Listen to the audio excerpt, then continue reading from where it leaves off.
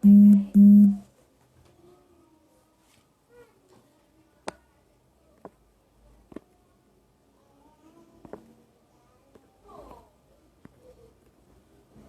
noite, pessoal, novamente.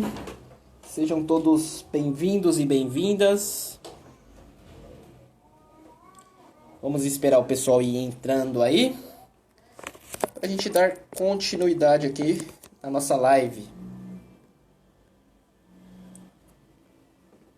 Tomar uma água aí, acalmar os ânimos para a gente continuar.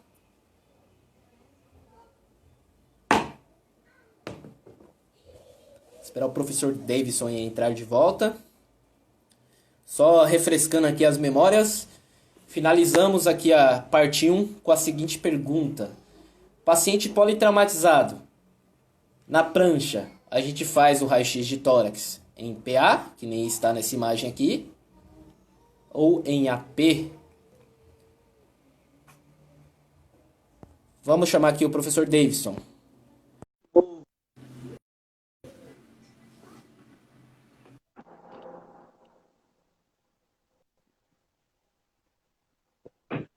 Boa noite novamente, professor. Opa, boa noite. Voltamos. Voltamos, show de bola aqui, um público grande aqui, professor, que acompanhando a nossa live.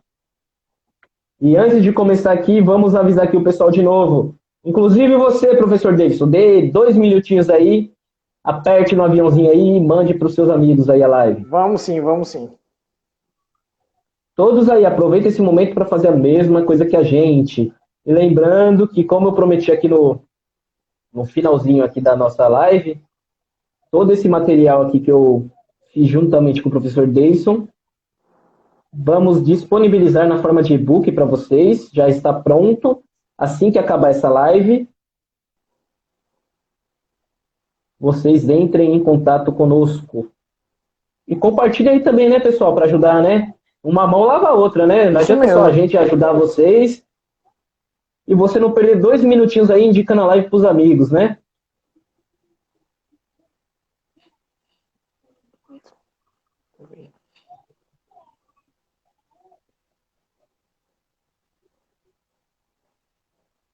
Estão me ouvindo bem? Sim, professor. Perfeitamente. Beleza. Vamos lá, então. E o meu áudio aí? Você tinha deixado uma pergunta aí no ar, né? E vamos voltar aqui para a pergunta. Deixa eu ajustar minha telinha aqui. Tudo no improviso, certo? Fiz a pergunta novamente aqui quando eu abri a live, professor. A pergunta é a seguinte: paciente politrauma, como vimos lá em cima, lá, vamos voltar aqui os slides. Paciente chega sempre na prancha. Temos aqui uma sequência de exames que costumam ser pedidos: tórax, coluna total, bacia. E a questão aqui é o tórax. Temos um pedido aqui de tórax AP, mas na solicitação médica pode vir como tórax PA também. E nesse caso, como fazemos o exame? Fazemos o exame com o paciente em PA ou em AP. A palavra é toda sua aí, professor. Desculpa, cortou no final, eu não entendi. A palavra é toda sua aí, professor. Fala um pouquinho aí pro pessoal se a gente faz o exame em AP ou em PA e o porquê. Sim, como a gente tinha comentado, a radiografia de tórax, ele é o carro-chefe, né? Normalmente a gente vai fazer a rotina PA. E o porquê que vai fazer esse posicionamento póstero anterior, né? O raio entrando na região posterior e saindo na região anterior, igual tá aí como exemplo essa figura desse paciente, né? A área cardíaca, ela está voltada à região anterior. Então, a gente tem o pulmão direito e esquerdo. A região anterior do pulmão, ela é mais elevada. E a região posterior do pulmão, a região mais costal, ela é mais inferior. Com isso, a gente vai ter uma curvatura. Na região posterior do pulmão fica mais embaixo, região anterior mais em cima um pouquinho, e nesse espaço na região anterior a gente vai ter ali a estrutura do mediastino aí, coração, e os grandes vasos que compõem essa estrutura, né? Com isso, se a gente realiza esse posicionamento em AP, a gente vai ter uma magnificação, um aumento ali dessa área cardíaca e não vai ser uma imagem totalmente fidedigna em relação ao seu tamanho real. Então, a preferência é que, quando possível, sempre realizar essas radiografias em PA, né? Justamente para a gente não ter um aumento da região de área cardíaca e a estrutura de pulmão, coração, né? Ela sair basicamente, relativamente aí do tamanho anatômico normal dela, né? A mesma coisa ocorre em se falando de radiografia de pulmão também, de tórax, em relação à distância, né? Além do posicionamento correto em PA, que normalmente a gente vai utilizar com mais frequência, devido a todos esses achados que a gente comentou, também vai ter que levar em consideração a distância foco-filme de 1,80 m.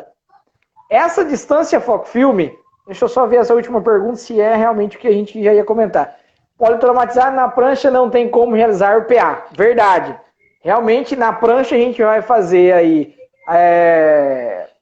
em AP, né? É claro que a gente tenta otimizar isso, por mais que os equipamentos, a gente não consegue elevar a altura naquele 1,80 m, então a gente sabe que realmente é uma imagem que ela fica um pouco alterada do seu estado inicial, do seu estado anatômico ali, né? Você está sendo bem modesto, um pouco não, né? Ela fica muito diferente. Realmente, né? Ela dá uma largada na região, na base clínica, do pulmão. Né? Ela fica inclusive, um pouco larga. Se a pessoa estiver estudando, tipo, a pessoa está estudando, ela vê lá imagens, estudando a patologia, por exemplo, ela vê lá um tórax em AP, PA, ela não sabe diferenciar muito. E geralmente o tórax em AP, ele dá uma impressão que o paciente tem uma cardiomegalia, né? Até por conta da proximidade ali. Sim. E a pessoa acaba se confundindo às vezes. Então é bom a gente citar essas coisas também. E além da cardiomegalia, né? Só para o pessoal entender, essa cardiomegalia é um aumento da estrutura de área cardíaca, né? Do coração realmente. E no AP de tórax, quem sabe ali, se o médico não fizer uma avaliação legal realmente em relação ao posicionamento que foi feito o exame, ele pode sim ter um falso positivo para aí uma cardiomegalia que fica estendida a estrutura de área cardíaca, e sem contar também que muitas das vezes o paciente ele não consegue fazer aquela apneia, né? A literatura diz apneia após a segunda expiração total, né? Ou seja, ele teria que encher o peito de ar, voltar de novo, encher o peito de ar e segurar, né? E com isso o paciente não vai conseguir. Não vai conseguir. E também, se ele estiver na prancha, ele não vai conseguir. E às vezes, com isso, a gente faz aquela radiografia e pega justamente no momento da expiração daquele paciente. Ou seja, pega ainda, além dessa dificuldade que a gente tem, às vezes, de realizar o posicionamento correto, né? Está utilizando ali em AP, a gente vai ter também a diferença de estrutura de pulmão. O pulmão dá uma reduzida e tem um aumento de área cardíaca. Tanto é que nos exames de rotina das UTIs, o que eu sempre faço, isso falando em UTI agora, a gente não, só fugindo um pouquinho de paciente final, em UTI, o que eu faço? Eu observo na monitoração desse paciente quando ele está respirando ali. Então, naqueles respiradores ali, normalmente tem um desenho do pulmão, né, que fica subindo e descendo ali. Então, quando ele está naquela inspiração, a gente vai e faz a radiografia, né? E é um dos controles também, principalmente quando o paciente tiver com uma dificuldade respiratória e você não quer pedir para ele para respirar fundo e segurar, né? Que é o que a gente fala para o paciente. Então, observa a respiração dele, porque às vezes o paciente está ofegante devido ao nervosismo, devido a dores que está sentindo. porque é por isso que a gente também tem que ter agilidade em resolver sobre aquele paciente também, porque muitas das vezes se ele dá com dor, principalmente com fraturas, luxações, né? Porque eu, graças a Deus, nunca tive fratura nem luxação, mas diz que é uma dor miserável mesmo, diz que é uma dor terrível, né? Então vocês imaginam nessas condições e você ficar enrolando com o paciente ali em sala, ou às vezes não entregar um exame com qualidade, né, para avaliar. Então tem que levar em consideração tudo isso aí, e por isso que normalmente a gente faz a radiografia quando possível, o paciente sempre em PA, na radiografia de tórax, e quando ele está na prancha, normalmente a gente vai fazer realmente aí em AP. Só que elevar o máximo, né, do equipamento ali, para ter uma distância, normalmente os equipamentos, a distância na mesa que a gente utiliza normalmente é 1 metro, só que ele tem equipamento que chega a 1,20 m a 1,5 m. Leva no último ali, né? E a gente vai conseguir realizar uma imagem relativamente, relativamente favorável ali, pelo menos para o médico ter aquela ideia se teve alguma fratura ou não, se tem algo grave ou não. Porque já ocorreu também, às vezes a gente realiza essas imagens, elas não saem tão nítidas, vamos dizer assim, com qualidade de regiões anatômicas e tudo mais, só que o médico já consegue ter uma avaliação inicial. Então ele já viu que o paciente não tem uma fratura de coluna, quem sabe, não tem alguma fratura de costela, só que às vezes ele solicita de novo, tira esse paciente da prancha e o paciente vem e realiza de novo, porque o médico já está querendo observar outra parte sem ser aquela de início, né? Aquela suspeita de fratura, aquilo ali que estava ocorrendo com ele, né? Bem colocado, professor. E assim, eu queria colocar mais uma pergunta aqui em pauta, deixa eu virar minha tela aqui, para contextualizar a minha pergunta. Paciente politrauma, e a gente vê muito raio-x de leito, inclusive, você conhece esse carinha aqui, professor? Eu tô conhecendo, isso que eu...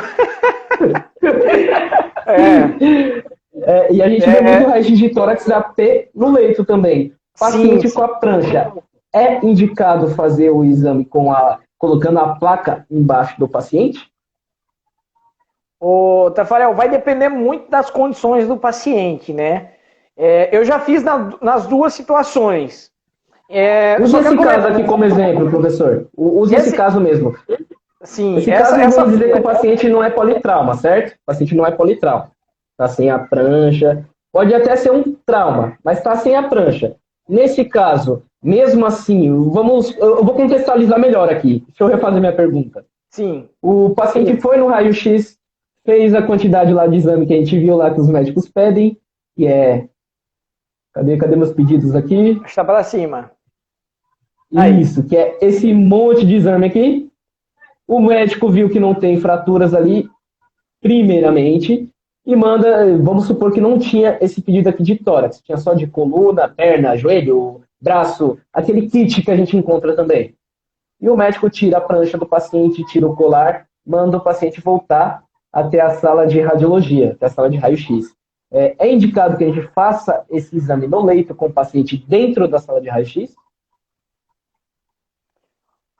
Então, a gente tem duas vertentes aí que a gente tem que olhar. Entendeu a pergunta aí? Eu entendi. Então, deixa eu só ver se eu entendi. Esse paciente, ele estava na prancha, aí passou ele para uma cama, ou para um leito, ou para uma maca. Ele está na maca, vamos contextualizar aqui. Exatamente, ele está na maca. E às vezes você tem lá a equipe de enfermagem com pressa, você tem o setor corrido, e o jeito que o paciente entra na sala de exame, o pessoal levanta aqui o paciente, enfia a placa de baixo e faz o exame. Essa conduta é a correta? Pois é, não é. Eu acho que eu entendi a pergunta. Imagem ilustrativa, só confirmando aqui. Essa imagem é uma imagem. Aí é eu ali, meio agachado, meio abaixado, né? E o outro aí do tupetinho é o professor Gustavo. A gente é você tem aí uma capacitação que a gente tem, que é raio-x no leito e paciente politrauma. Essa é uma capacitação presencial, né? E aí, só voltando na sua pergunta, no seu comentário ali. Para estruturas acima de 10 centímetros, é indicado que a gente realiza sempre as radiografias usando o book mural ou a mesa, né? Por quê? A gente vai ter a grade antidifusora, que ela vai filtrar, ela vai barrar, basicamente ali, aquele feixe de radiação que veio com menor intensidade. Então, quando a gente realiza o exame com a placa direto em contato com o paciente, essa radiografia, esse exame, ele vai ter um pouco menor detalhe devido a esse feixe que veio com menos intensidade, só que mesmo assim ele conseguiu chegar até o receptor de imagem. Então ele vai causar às vezes um ruído, algum falta de detalhe ali daquela estrutura, né? E com isso é necessário que a gente sempre utiliza, para a estrutura maior que 10 centímetros, utilizar a prancha ou, na verdade, a mesa de exame ou o book. Só que o que acontece? Se esse paciente já deslocou, o médico já pediu para descer com esse paciente, ele veio ali em cima da cama, em cima da maca, e foi levado até o setor de raio-x na sala de equipamento fixo. Já levou ali é porque ele quer um exame de qualidade. Porque se fosse para realizar com a placa, né, com o receptor de imagem, direto nas costas do paciente, quem sabe ele já tinha solicitado lá mesmo. Né? Professor, as pessoas podem estar achando a pergunta um absurdo, né?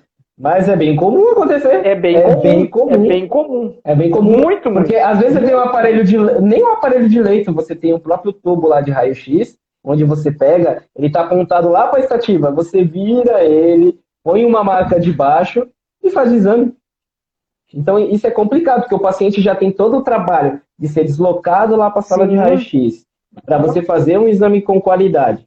E o profissional faz isso, não tem muito sentido. Não tem muito sentido, né? Porque, assim, se fosse para fazer direto com a placa em contato com ele, poderia o médico ter solicitado, a gente pegava o equipamento móvel, o pica-pau aí, chegava lá e realizava o exame, né? Então, e isso é comum, desde para visualização de sonda, que às vezes vem de enfermaria, vem dali, traz os pacientes, né? Então, assim, a gente tem que caprichar nessas imagens realmente e tentar fazer sempre que possível, utilizando a mesa. Inclusive, Tafarel, eu só quero comentar aqui também, em relação aos fatores técnicos, né? Em relação aos fatores técnicos, já que a gente comentou aí de radiografia na prancha, né? Em cima da placa, direto em contato com esse paciente, e às vezes a radiografia na mesa. A gente sabe que tem uma diferença grande em relação à quantidade de radiação, né? A dose de radiação, os fatores técnicos. Isso, tanto essa preocupação a gente tem que ter, tanto para raio-x convencional, raio-x digital, ou o próprio raio-x computadorizado. Falando nessa diferença de densidade, sempre a gente vai ter uma modificação. Se está utilizando a prancha, um pouquinho mais de radiação, e utilizando a mesa ali, essa radiação também ela vai ser relativamente menor em relação, né, ali. E está dentro do nosso tema também, né, professor? Está dentro do nosso tema, urgência e emergência. Você pensa que não, um raio-x de tórax ele pode apresentar muito mais avarias do que um raio-x ortopédico, né? É por isso que é sempre indicado, como você falou, a gente fazer os exames do tórax em PA, em ortostase, porque em ortostase a gente consegue ver melhor o nível hidroaéreo ali da cavidade abdominal, outra coisa, sim. E isso é de muita importância. E às vezes você pega para acelerar o seu serviço, faz um exame de tórax de um paciente que vai até a sala de raio-x, e muitas das vezes você até consegue pegar esse paciente com certo cuidado, sentar ele na estativa ali, colocar um banquinho para você fazer em como fala? Em semi-ortostase. Semi-ortostático, sim. Que é basicamente a mesma coisa da ortostase, só que não será em PA, será em AP, mas também tem uma grande vantagem nisso. e você consegue ver ali pneumotórax, derrame pleural, porque quando o paciente está em pé, como eu disse agora, e você colocou muito bem, acho que foi na outra parte da live que a gente fez, é muito importante a gente fazer o exame bem posicionado, fatores técnicos de qualidade. Não é porque é um raio-x de tórax que você faz 500 num dia, que o primeiro que você vai fazer de qualquer jeito, que poderia aparecer alguma coisa, você vai fazer de qualquer jeito. A gente tem que ter um certo cuidado, uma certa cautela, né, professor? Sim, isso mesmo. O detalhe, né? Esse é o detalhe da coisa realmente. É ele que vai realmente mostrar aquilo que o paciente tem, né? E já falamos muito de tórax, né, professor? Eu acho que aqui já tá ótimo. Vamos para a parte aqui da loucura, que é a parte ortopédica. Vamos aqui para o próximo tópico aqui que eu separei para tratar aí com o nosso público. O vilão aqui do pronto-socorro, fratura de fêmur. É muito comum, né, professor? É muito comum. E como a gente colocou na outra live, são duas situações. Trauma e pacientes idosos, que são o que a gente mais pega. E qual que é o desafio do profissional ao fazer esse tipo de exame? Coloco até uma imagem aqui para reflexão aqui de quem está nos assistindo. A gente tem aí tanto os pacientes ortopédicos, né, igual você comentou, esses pacientes que chegam aí no pronto atendimento devido a traumas, motoqueiro principalmente, né, um dos públicos maiores se referindo a trauma ortopédico mesmo, e os pacientes idosos. Falando um pouquinho primeiro dos pacientes idosos, a gente tem uma dificuldade em relação ao posicionamento, porque devido à suspeita da fratura, normalmente fratura em cabeça do fêmur, colo do fêmur, ali naquela região, né? Em relação ao posicionamento, principalmente porque ele já vem debilitado, né? Ele não consegue, normalmente, vamos supor, esticar totalmente o membro devido à fratura, ele vem um pouco lateralizado, né? E assim, a mesma coisa ocorre. Vamos supor, esse paciente aí que está aí na imagem, né? A gente vê que ele está imobilizado, o colar cervical, ele está ali deitado e a perna totalmente lateralizada, ou seja, pode indicar ali uma fratura, né, de cabeça do fêmur, de colo do fêmur, nessas condições. Aí é uma imagem realmente que teve aí uma fratura um pouquinho abaixo do trocânter maior, alguma coisa assim. Não chega a ser no colo, mas é uma fratura de fêmur. É que a qualidade da imagem aqui, como é pelo computador, não está muito boa, mas creio que quando o pessoal receber o material aqui, eles vão conseguir ver melhor. E o importante do conteúdo aqui, até para a gente só não falar e não contextualizar, é isso, vocês prestarem bem atenção do que nós estamos falando, e na hora que você pegar esse material aqui e abrir no seu celular, no seu computador, aí você vai pegar e vai associar, pô, olha, o Davidson falou isso, que legal, agora eu tô entendendo melhor. Conseguir relacionar realmente, né, aí com essas imagens, legal.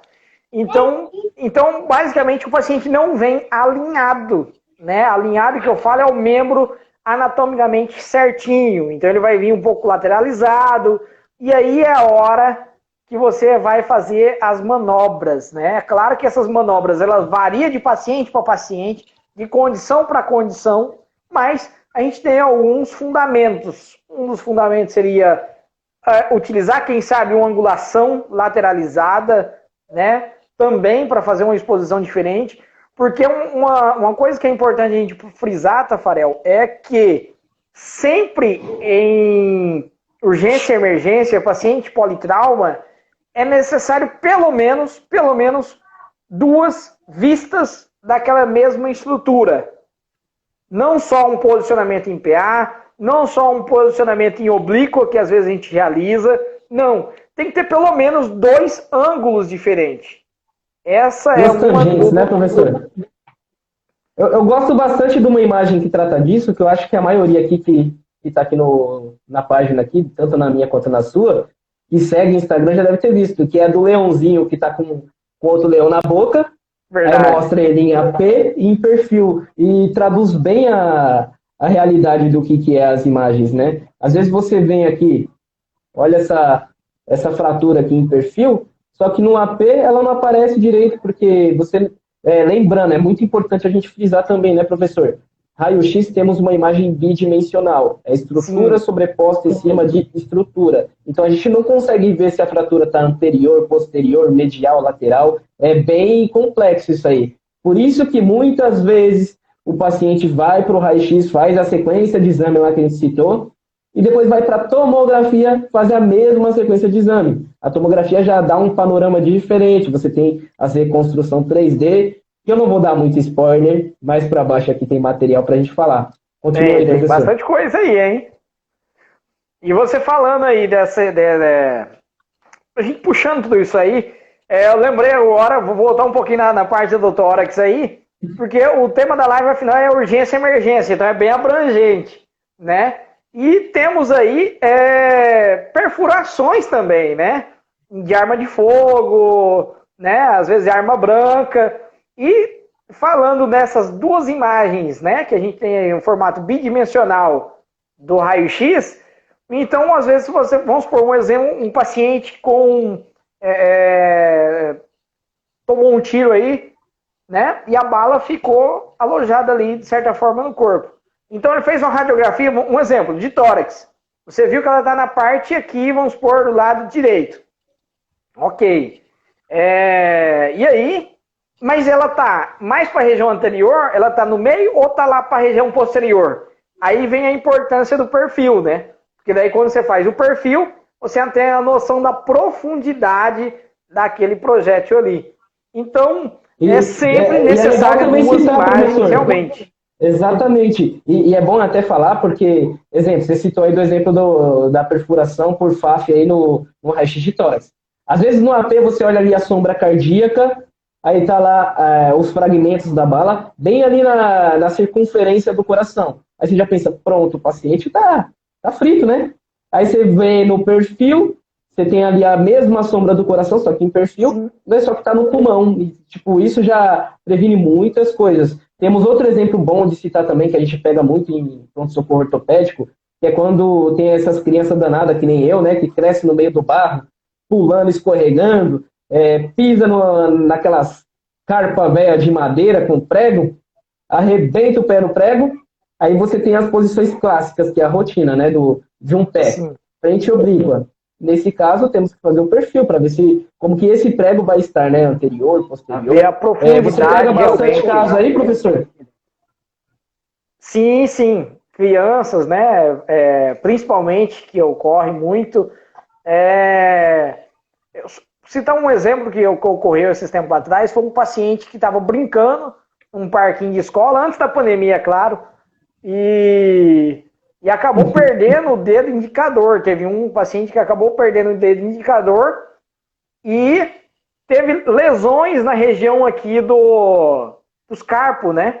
Então, o PA de mão e a oblíqua de mão, por mais que ele já tinha perdido o dedo indicador, ele perdeu no balanço do parquinho. Né? No balanço? No balanço. Foi balançar e colocou a mão ali naquelas correntes, de alguma coisa que era do parquinho da escola, e o dedo saiu mesmo. Decepou. Decepou o dedo mesmo, né? E o formato que pegou ali, teve algumas fraturas na região do carpo. Então teve as fraturas na região do carpo, o posicionamento de mão, PA e oblíqua, não foi o suficiente. Teve que fazer um perfilzinho de mão para ver a profundidade daquelas luxações na região do carpo. Então, os ossinhos ali do carpo, ele deu uma bagunçada nesse sentido ali e teve que fazer uma radiografia complementares também. Então, sempre a gente vai estar trabalhando dessa forma, fazendo o algo a mais, né, dessas imagens. Exatamente, ó. Eu estou até selecionando aqui, professor. Isso aqui não é estritamente a fratura de fêmur. A gente tem que ter um olhar técnico para todos os casos, né? Como o senhor estava citando lá no começo da nossa live, da primeira, temos sempre N situações, depende muito do tipo de espaço que o médico ali, que a equipe médica, que a equipe de médico radiologista dá para a gente trabalhar, no caso, se é fazer a mais, fazer a menos. Mas é importante a gente ter essa visão, porque, por exemplo, num caso desse, onde você tem a sensibilidade de ver que a frente e a oblíqua não foi o suficiente, e faz o perfil e manda isso para o médico, você tem um conjunto ali que o médico, ele, pelo menos na minha experiência, e eu acho que na sua também, professor, vai ser bem difícil que ele questione alguma conduta que você tomar futuramente. Porque, por exemplo, você tem um caso desse aqui, ó, de fêmur, fratura. Aqui, eu não sei se vocês conseguem ver bem a fratura, a gente consegue ver que teve uma fratura transtrocanteriana, dos dois trocânter aqui que afastou. Imagina só um AP aqui, a gente não ia ter a condição de ver a imagem aqui com tanta definição. Aí eu vou deixar uma pergunta aqui, inclusive para você, professor, é até uma pegadinha. Uma situação aí de trauma que eu já peguei uma vez e foi até um desafio para mim. O médico queria que a gente fizesse um perfil. O paciente estava na maca, com a prancha também. A parte direita do paciente estava boa e a parte esquerda com a fratura.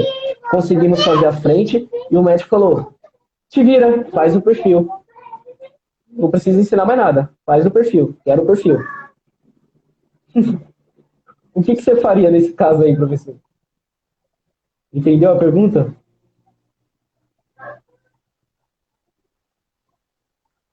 Ô, mestre, deu uma cortada brava aqui. Eu não sei se foi minha internet.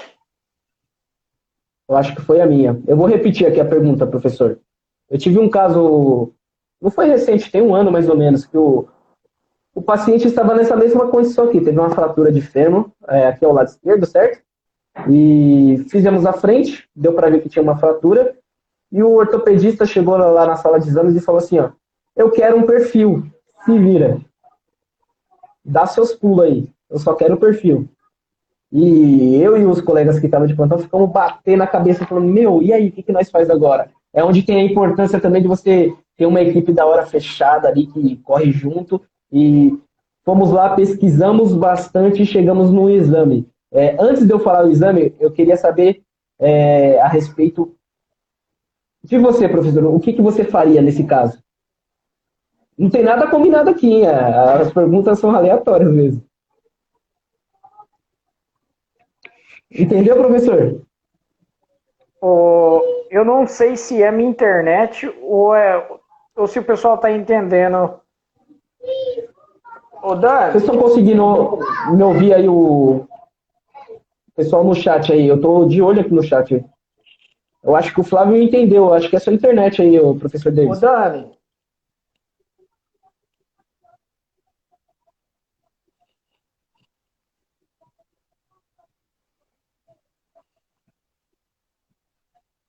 Tá ouvindo agora, professor?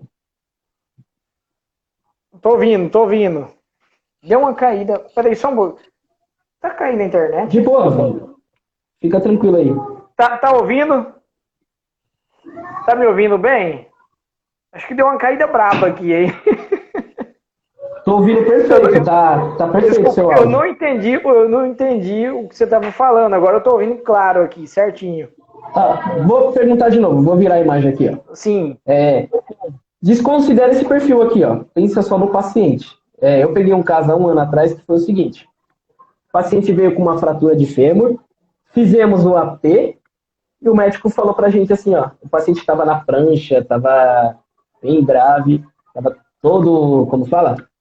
Cheio de coisa aqui na perna, cheio de tala, cheio de... Que nem o paciente que eu fiz essa noite, mais ou menos isso. E o médico foi lá na sala de raio-x e falou assim pra gente. Tava eu e mais 2 de plantão. Eu quero o perfil. Aí a gente falou, mas doutor, não dá pra fazer o perfil, como que a gente vai virar esse paciente de lado? Eu quero o perfil, se vira. Pensem aí o jeito que vocês podem fazer e façam um perfil pra mim. Foi até um desafio isso aí, bem legal, que a gente teve que martelar, quebrar a cabeça e chegamos em um exame específico, onde fizemos e a imagem ficou exatamente assim. Eu acho que eu já dei até uma cola aqui, professor. O que você faria nesse caso aí? Olha, realmente a gente se depara com alguns desafios, né? Em se falar de raio-x é sempre desafio, né? Cada paciente, porque é muito desafiador, realmente. Mas nesse caso aí, se realmente o paciente estava desse jeito, eu ia tentar usar alguma angulação. né? Usar a angulação. Eu vou mostrar que técnica nós fizemos e vou falar como que a gente fizemos. Se minha cara aqui ficar com um zoom aqui, pessoal, desculpa, viu? É que eu estou pesquisando aqui. Eu não sei mexer muito em notebook, velho. Eu mexo tudo pelo celular, estou me habituando aqui. Mas basicamente aí eu ia tentar usar uma angulação, Tafarel. Uma angulação para mudar um pouco o ângulo, né? E aí ia depender de como seria essa angulação, de como estaria esse paciente realmente, para definir essa questão de angulação. Porque às vezes a gente angulando demais também, ela sai muito fora, né, do ritmo, né? Fica muito distorcida a imagem, né? Então é algo balanceado que vai realmente depender da situação, né? Vou contar o que nós fizemos agora, professor. É sempre muito importante. A gente fala sobre a pessoa estudar bastante e tem uma coisa que chama livro de bolsa. Eu sempre carrego comigo. Sempre tenho na minha bolsa. Exemplo, esse aqui, ó. Eu tenho um usando como suporte aqui, que é o Boltrage. Deixa eu mostrar aqui para vocês, certo? De coincidência, o meu Boltrage também está usando como suporte aqui. Aqui, ó. Eu estou usando o meu Boltrage como suporte. Aí. E tem esse livrinho aqui do professor Guilherme, certo? Certo. No dia, eu estava com o meu Boltrage. No caso, não era nem esse. Era outro que eu dei para minha vizinha que começou a fazer o curso técnico também. O 7ª edição. Aí o que nós achamos no Boltrage? Achamos esse exame aqui, ó. Que eu já tinha visto, já tinha estudado. Espera aí que minha internet é o caos, viu? Aqui tá a referência aqui da aula, é tudo de um site, viu? Temos algumas incidências especiais de quadril que podem se aplicar nesses casos aí. Exemplo aqui, ó, raio-x de fêmur. O paciente chega lá com o membro lateralizado. A tendência é a gente sempre querer fazer a primeira rotação aqui, né, professor? Deixar o fêmur medial. Mas o ideal é a gente não mexer. Aí chegamos... deixa eu voltar aqui, que senão vai falar um monte de coisa. Chegamos nesse exame aqui, ó. Posicionamento cross-table. Onde o receptor está aqui na lateral. No caso, poderia ser até um chassis. Esse aqui é um DR, certo? O fêmur que estava fraturado ficou quietinho, paradinho. Levantamos a outra perna. Esse aqui é o tubo, raio na horizontal. E fizemos o perfil que a imagem sai exatamente assim. O médico voltou lá, agradeceu a gente, velho. Você não tem ideia. Falou, como que vocês realizaram esse exame agora? Me falem. Aí falamos para ele como realizamos. E ele falou... Parabéns, eu lancei esse mesmo desafio em outro local que eu trabalho e o pessoal brigou comigo, falou que não sabia fazer. Desculpa, pode continuar aí, fala.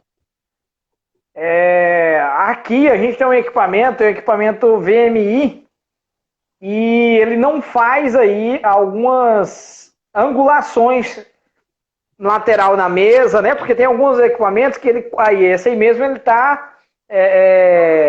O nosso também não fazia, professor. Oi? O nosso também não fazia. Aí usamos uma técnica um pouquinho mais diferente. Quando eu falo aqui que raio-x é uma arte, velho, é que raio-x é uma arte mesmo. Sim, aí qual que é a ideia que nós tivemos? A gente se deparou nessa situação aqui, certo? A gente pensou, pô, mas o nosso aparelho ele não vai fazer isso aqui. Como que a gente pode fazer? Aí tivemos a ideia de pegar um portátil, deixar o raio na horizontal, colocar o filme ali, o cassete ali na lateral, e o resultado foi o mesmo. A qualidade não saiu a mesma de você usar aqui no caso, que é um DR, né? Sim. Mas deu para o médico avaliar o que o médico queria ver naquele caso. Ele até explicou para a gente aqui. Vou até colocar o mouse aqui, ó. Aqui está a cabeça do fêmur, aqui está o colo. O médico queria ver se a fratura ela estava mais anterior ou posterior, não sei nem se eu estou falando certo aqui, mas é basicamente isso aqui. Queria ver se estava mais para baixo ou para cima. Vamos ser grosso aqui no jeito de falar. Fizemos o exame, ficou muito bom. Ó. Tem até outro posicionamento mostrando aqui. Ó. Inclusive, quem não conhece essa página aqui, ó, o professor Robson Rocha, ele tem várias aulas na internet, ele tem um blog, que ele fala tudo sobre esses posicionamentos especiais. Entrei na aula aqui, professor, para mostrar. E aqui, no caso, são as incidências que eu estava mostrando antes, né, para impacto do fêmur lá, impacto do fêmur acetabular. E aqui você vai ver várias incidências, como aqui, deixa eu ler aqui, Lequesne, do croquet, Dum, e foi o cross table que a gente usou lá no caso do exame. Então, por isso que é muito bom a gente sempre estar dando uma olhadinha na internet, tem algumas posições que são diferentes, que a gente pode usar no nosso dia a dia, e fazer com que a nossa vida aí no setor de trauma seja um pouquinho mais fácil, né, professor? Isso mesmo. A gente pode utilizar também, você falando aí, aqui a gente, na verdade, assim, faz algumas adaptações. O paciente vem na prancha, ou na verdade na maca, né? O paciente vem na maca, ou às vezes na prancha, e ele consegue fazer essa movimentação, elevar um pouquinho a perna aí, a gente realiza esse posicionamento, só que ele não na mesa de exame, ele vai estar em cima da própria maca mesmo. Né? Aí sim eu consigo entrar com o raio horizontal ali na estrutura do paciente e realizar esse posicionamento. Bem colocado, professor. Bem colocado. Como é o livro do professor, né? Aí, é a arte de posicionar, né? Esse livro me ajuda muito aqui, viu? Hoje me ajuda muito. Hoje é o que eu uso aqui, eu ando pra cima e pra baixo. Até porque o bom traje é do tamanho da minha cabeça, né? É pesado. A gente enfia na bolsa aí e sai na bolsa aí. O bom traje é relativo aí pra quem tá iniciando mesmo, né? É um livro bom pra gente estudar para concurso, né? Já para prática mesmo, para vivência diária, ele tem que ser esses livros mais resumidos mesmo.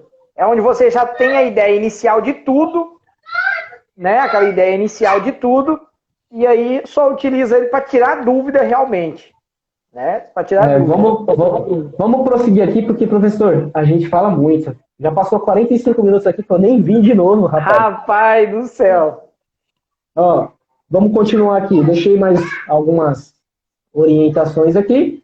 Após o término do exame, o médico avalia as imagens. Como a gente até já citou antes, se houver a necessidade, o médico manda que o paciente volte para o raio-x para fazer algum complemento, tirar a prancha colar cervical. Isso falando ao politrauma.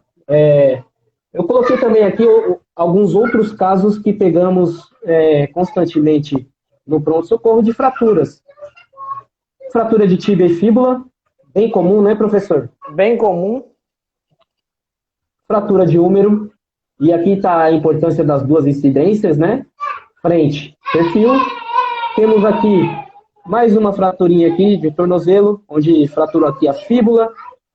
A tíbia teve uma luxação aqui, bem importante, né, professor? Temos esse raio-x de cotovelo aqui, deixa eu aproximar mais, que a fratura, rapaz, é absurda. A qualidade aqui, na imagem não dá para ver muito bem, porém no e-book vocês vão conseguir ver bem. Temos aqui uma fratura de mão, e ali do ladinho uma fratura de bacia. Até para a gente contextualizar aqui, fratura não é estrita somente ao fêmur, né, professor? Temos vários casos, várias situações. Vamos dar uma evoluída aqui que o nosso tempo está curto. Professor, além do raio-x e arco cirúrgico, nós dois compartilhamos da mesma técnica, atuamos na tomografia computadorizada. Quais são os desafios que a gente encontra com o traumatizado na tomografia, professor? Olha, na tomografia, né, como a gente faz aí imagens internas das estruturas do corpo, e o posicionamento relativamente é simples, né? Ou os pés para dentro, ou cabeça para dentro em relação ao gantry. Só que depende muito das condições também desse paciente. Porque como tem essa imagem aí, né? Essa imagem aí é um scout de um paciente politrauma. A gente já tem os artefatos que são diferentes do raio-x. No raio-x ele sai o sombreamento. Na tomografia, ele fica num formato espelhado. E como você não pode tirar, muitas das vezes,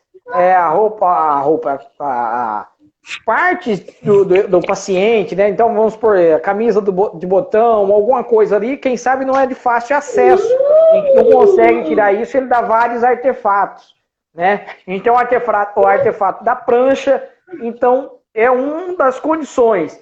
Eu peguei aqui um paciente final do ano, que esse paciente, ele veio de Cáceres, né, que é uma cidade aqui próxima, dá 200 km daqui, e ele veio na ambulância, relativamente grave, esse paciente, com uma faca de açougueiro, que nessa região aqui, a faca entrou, saiu lá perto da garganta, na parte interna mesmo, e ficou, ela era muito grande essa faca, e ela ficou pontada, né, para cima nessa parte.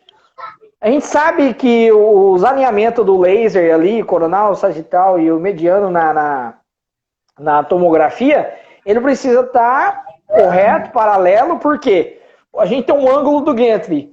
O paciente ele tem que estar no meio realmente ali. Se ele tiver um pouquinho para baixo ou um pouquinho para cima, é perigoso a gente cortar a região de interesse. E com isso aí eu tive que baixar muito a mesa realmente para mim conseguir realizar aquele exame, porque a princípio ela ia entrar, ela entrou na verdade para realizar o exame com aquela faca, né, na região nasal ali, o cabo inteiro para a gente realizar a tomografia.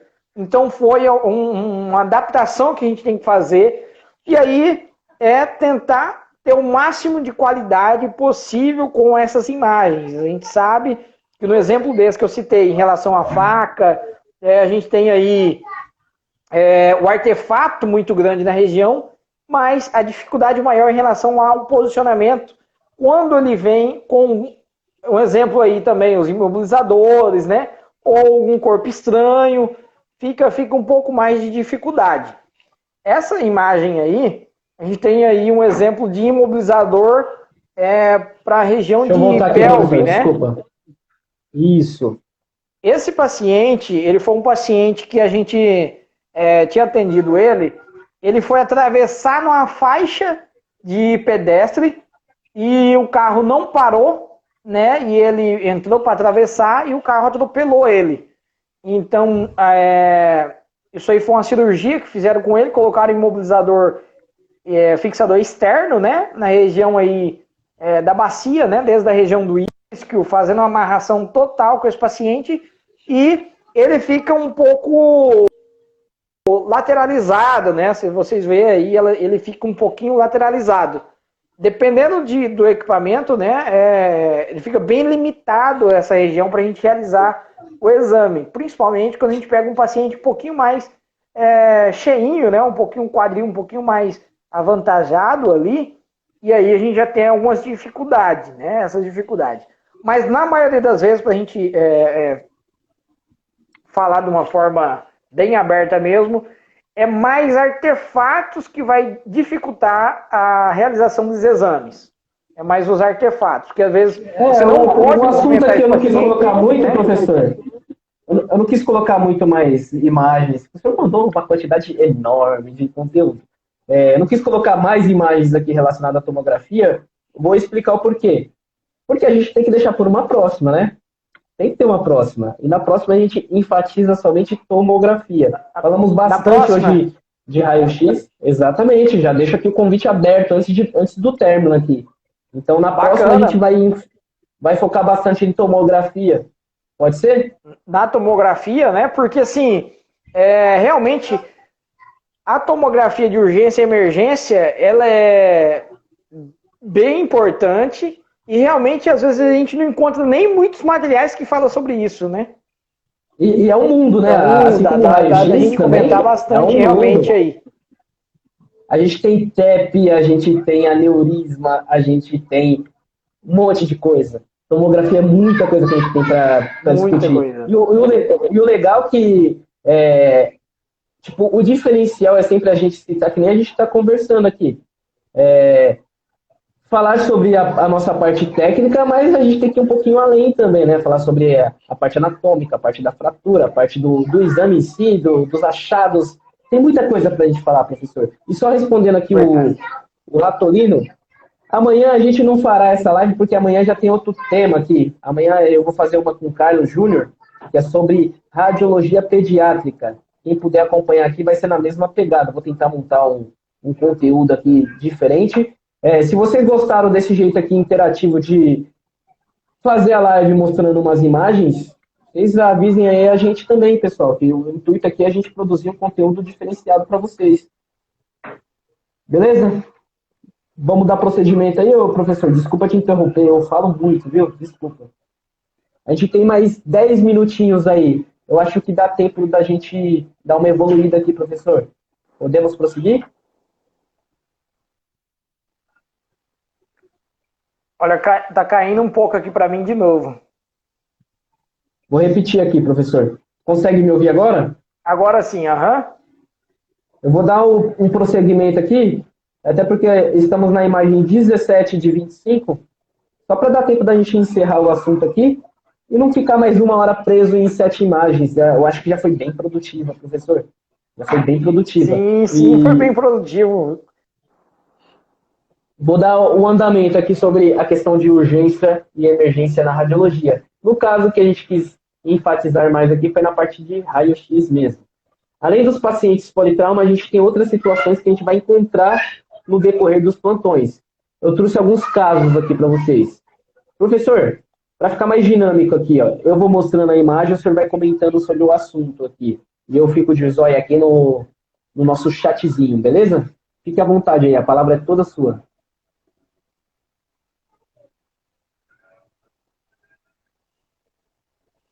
Ô, Tafarel, desculpa, cortou aqui de novo, cara. Eu acho que é a minha internet. Eu acho que é essa internet, mas de boa. Vou repetir aqui, ó. Se o senhor ouvir 100%, o senhor me avisa. Eu vou passando as imagens aqui, até para ficar mais produtivo aqui, e o senhor vai comentando. Aí eu vou ficar de olho aqui no chatzinho. E qualquer coisa, se o senhor quiser me dar a palavra para eu complementar com alguma coisa, só para a gente otimizar os nossos 9 minutos que ainda resta e conseguir entregar todo o conteúdo aqui para o pessoal. Então, vamos lá. O próximo tema aqui é luxação. Sim, eu não tinha conseguido ouvir o finalzinho, mas está aí o slide a gente falar um pouquinho de luxação. A luxação, ela não é uma fratura, né? Ela basicamente ocorre nas articulações. Então, aquela estrutura, ela sai da sua continuidade, né? Então, ela sai justamente da articulação correta, né? Do formato correto. Ela acaba tendo um afastamento. E nesse afastamento é chamado de luxação. Então, no caso do ombro, né, como está aí o exemplo, a gente tem a parte da cavidade glenoide ali, e a cabeça do húmero ela encaixa justamente certinho nessa. Em cima tem um acrômio, a parte da clavícula, né? E ocorre a ligação de vários ligamentos ali naquela região. Quando tem alguma trauma, algum impacto, alguma força sobre aquela estrutura, ela acaba saindo do seu estado normal.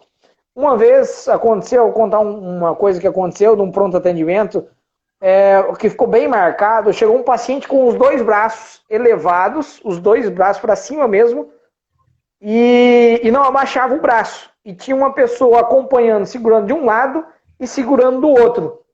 Nisso, né, eu vi que o médico tinha solicitado uma radiografia de ombro direito e esquerdo. E foi ver, os 2 ombros estavam luxados, por isso que ele estava com o braço para cima. E ele caiu, ele estava no andaime, né? Na verdade, estava numa escada, e a escada escorregou e ele aparou, segurou no andaime. E com o peso do próprio corpo, né, que ficou pesado ali realmente, ele luxou as 2 articulações do ombro, tanto o lado direito quanto o lado esquerdo. Por isso que ele chegou com o braço para cima ali. E eu acompanhei a redução daquele paciente ali.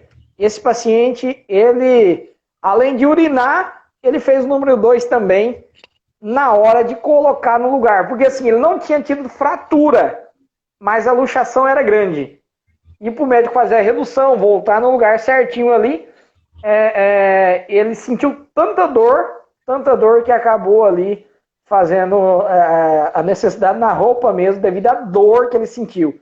Então, assim, não chega a ser uma fratura, mas faz a lesão ali em músculo, parte de veias e, na verdade, músculos e tendões daquela região ali, né? Ligamentos, então acaba lesionando os tecidos vizinhos ali. Mas fratura não ocorre, né? Nesse caso de luxação. Não chega a ser uma descontinuidade da estrutura óssea. Ele sai basicamente do local. E isso tem luxação, desde luxação de patela, luxação no joelho aí também, na articulação do joelho. Professor, a luxação pode ocorrer em várias partes, né? Tanto aí também que a gente pega crianças, professor, muitas vezes, sim. Falta 5 minutinhos aqui para a gente terminar. Eu vou ter que abrir outra para a gente só finalizar o assunto. E mencionando sobre essa questão de luxação, eu queria só deixar registrado aqui, até porque está dentro da nossa pauta, já acompanhei bastante procedimentos de redução. Trabalho com telecomandado, não sei se o senhor atua aí com telecomandado também, onde trabalha. Atua? Tá me ouvindo? Eu acho que caiu de novo, cara. É minha internet mesmo. Eu tô vendo aqui que tá o negocinho oscilando. O seu 4G é bom, professor? Na verdade, eu tô no Wi-Fi aqui e o Wi-Fi era para ser bom, né? Eu desligo o Wi-Fi quando é essa hora. Eu faço tudo no 4G, porque o Wi-Fi tá me deixando na mão, velho. Eu acho que essa hora tem muita gente no Insta, professor. E eu não sei o que acontece com esses Wi-Fi, que tá tudo meia boca aí. E não é aqui em São Paulo, não é no Brasil todo, né? E eu acabo usando mais a rede móvel aqui do que a internet do Wi-Fi. E consegue me ouvir agora? Agora sim. Eu estava falando sobre a questão da luxação de ombro. Eu trabalho num aparelho que é telecomandado. E costuma vir bastante casos de que o médico ele quer fazer a redução ali dentro da sala de raio-x, usando a escopia. Então, é um procedimento bem legal de acompanhar. Assim, tirando a parte de dor do paciente, pelo amor de Deus, não me interpretem mal aqui. Não acho legal acompanhar a dor do paciente, mas toda a trajetória ali de você ver colocando no lugar é uma coisa bem interessante, né, professor? Já acompanhou alguns aí também? Sim, sim. Assim, no início eu achava bem estranho, né? Eu não queria muito acompanhar. Depois você vai tendo mais contato com isso, acaba acostumando de certa forma. Mas para o paciente tem um sofrimento bem grande, né? Por causa da dor. Por mais que depois que faz a redução, volta isso no local... Exatamente isso aí. Exatamente isso que você está. Né? Parece mágica. O paciente está lá... Na maioria dos casos, o paciente está lá segurando, porque não quer deixar nem você mexer, certo? E sim, o paciente está gritando, está chorando, está expondo todas as suas emoções ali. O médico puxou, pôs no lugar, o cara fica normal na hora, parece mágica. E é isso que eu acho mais fantástico dessas partes de luxação. E, inclusive, eu tenho uma dúvida que eu não sei se o senhor sabe me responder, professor. Não tem nada combinado aqui, eu vou perguntar aqui mesmo. Muitos pacientes sempre vêm com a questão, tipo assim, o paciente bate e fala assim, eu tive só uma luxação. Por que será que os pacientes têm essa mentalidade de que um entorse, uma batida é uma luxação? Eu parei para pensar nisso agora. Já aconteceu isso com o senhor? Deixa eu ver se eu entendi. Se ele teve a luxação e o porquê que ele teve a luxação ou o entorse? Não, pô. Eu tô dizendo do paciente comum mesmo. Tô dizendo do paciente comum. Geralmente o paciente comum, quando ele vai no pronto-socorro, ele mesmo já dá o diagnóstico dele para você. Fala assim, eu acho que eu tive uma luxação. E você sabe que é bem específico. O paciente, quando tá com luxação, ele tá lá todo ai. E eu não entendo por que eles têm essa mentalidade de que, tipo, uma batida, qualquer coisa ali fora do normal é uma luxação. Eu não sei se isso aconteceu já com você, mas com muitos pacientes que eu atendi, já aconteceu bastante. Falta 40 segundos para acabar, professor. Vou deixar essa pergunta aqui. Lembra da minha pergunta? A gente já vai começar a próxima aqui, não vou dar nem tempo. A gente já começa já respondendo essa questão, beleza? Tá. Beleza. Pode ser? Eu entendi sim a pergunta. Eu não tinha entendido de início ali, mas agora eu entendi realmente. Aconteceu hoje. Aí, eu tô falando, é uma coisa bem comum. Aconteceu hoje, já vamos comentar. Falta um segundinho, professor. Já abro de novo. Vou só ver meu carregador aqui, tudo está certo, beleza? Beleza. E, ó, eu acho que as lives, eu não sei se é meu celular que tá bugado, pelo menos as minhas aqui não tá caindo com uma hora, não. Vou até printar aqui de novo aqui. Estranho. É. Meu celular tá com coisa ruim aqui. Eu vou desligar ele antes que ele caia aqui.